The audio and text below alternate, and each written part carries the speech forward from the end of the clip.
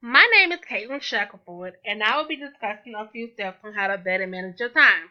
We all get a little busy and life throws us curveballs, but it's up to us to determine how we handle it. I think it's important that we discuss how to effectively manage our time at work so we are able to have a healthy and fulfilling personal life. Your mental, physical, and emotional health should always be a top priority in your life. With each slide, I am going to demonstrate why and how each step is important and why it will be beneficial for you as an employee. Employers want employees who are productive, skillful in communication, and are able to maneuver throughout the day with little to no supervision. These steps can help you with that. There are four easy steps that I'm going to cover to help you achieve a balanced work and personal life. Step 1. Plan ahead, prioritize duties, and limit multitasking. Step 2. Explain how to eliminate distractions and procrastination. Step 3 gives you a little info on how to handle pressure and how to take breaks when needed. The last and final step encourages you to take a break and reflect on your day. Step 1. Plan ahead. When you start the day, start it with a clear mind and on a clean slate. If it's the Monday, forget about what happened last week. You've been given another chance to prove yourself. Francis Booth, an author and contributor for Forbes magazine, explained that when starting the day, you shouldn't think about what there isn't time for, but rather what you can make time for. Once you know what your goal or task for the day is, plan ahead. Ask yourself, what do you want to accomplish? When you are aware of your goals and expectations, you tend to set a standard for yourself. Planning ahead is important because it keeps you from having multiple things to do at once. It limits your need to multitask.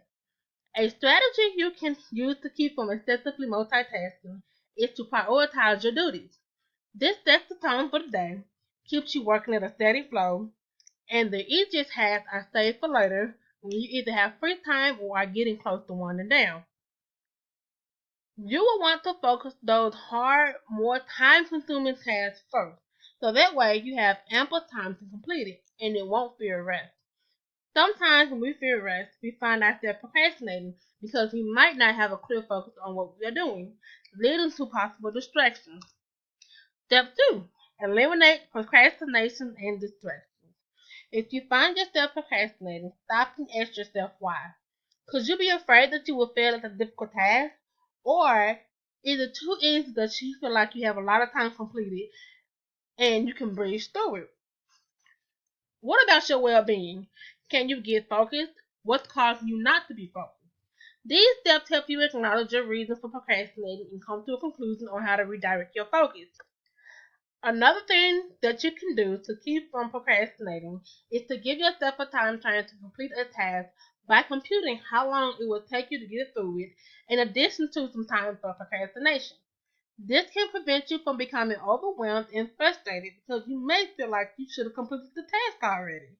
If a task is difficult, take time prior to the deadline to complete it. If you are putting off a task, you should redirect your focus to something positive that you can treat yourself to at the end of this task. The next step to a productive workday is to avoid distraction. When people are distracted, they tend to take energy and time for granted. To keep from being distracted, think about what's taken away from your energy and time. This should help you take accountability when you feel yourself drifting. To revert back, remind yourself of the goals you are trying to achieve and why you need to get them done.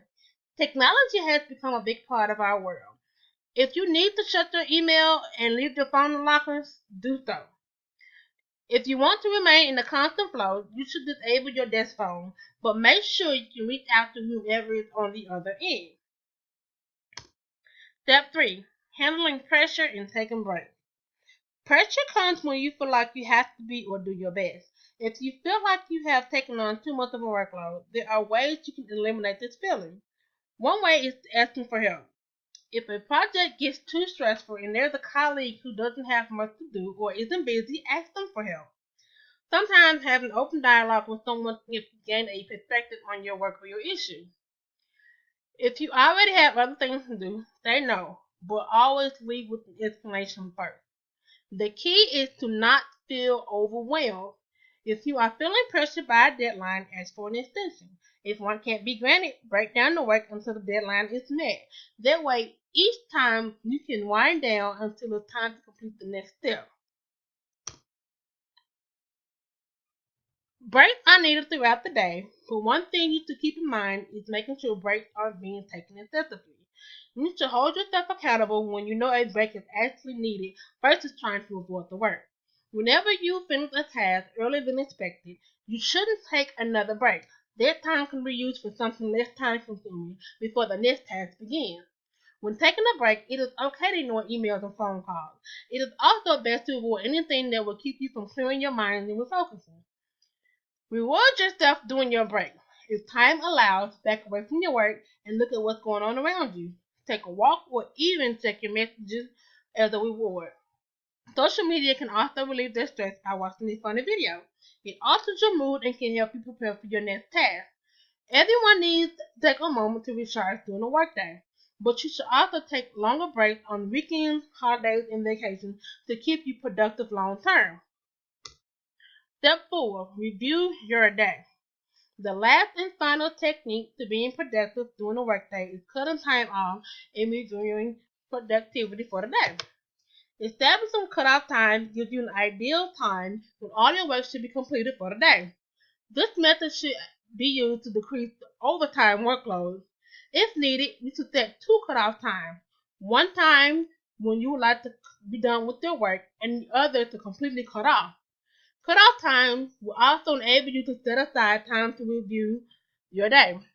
At least 20 minutes should be used to determine whether or not each goal you set for yourself at the beginning of the shift has been met.